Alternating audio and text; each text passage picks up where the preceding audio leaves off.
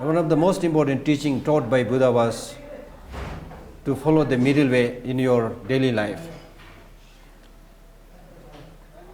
In your daily life, in terms of your thinking, in terms of your actual life, it should not be too luxurious. Do not pamper yourself. There's one extreme. If you pamper yourself and lead a very luxurious life, that is, one extreme. Then another extreme, if you try to also lead a life of, asceticism, self-mortification, life of, poverty, that is also another extreme. So follow the middle way. With the problem of the existing problem between the Tibetans and the Chinese also, His Holiness has suggested, let us follow the middle way. The middle way is that although historically Tibet is an independent country,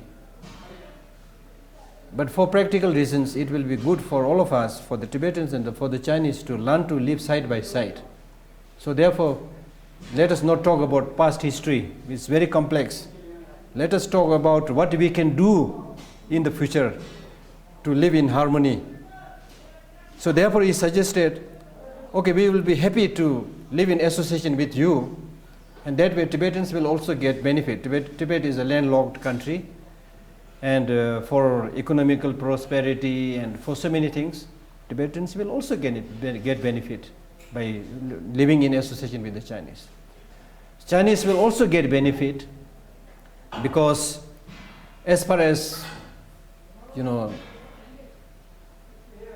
Tibetan culture and Tibetan religion, Tibetans know a lot more than what the Chinese know.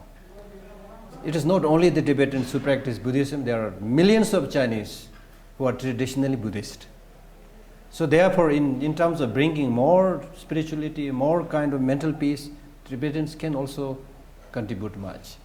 And especially, one of the repeated statement of the Chinese government is that they want, stability and unity.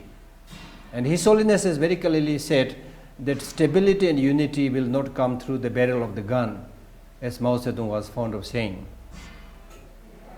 And the reality is that Tibetans and Chinese have been living side by side for so many centuries.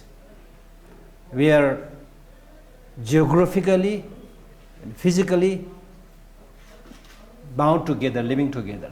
You cannot move this physical, land in different directions, saying, okay, we don't have anything to do with you, and then you take the whole land of Tibet or whole land of China and move somewhere, So we have to live together, we like it or not.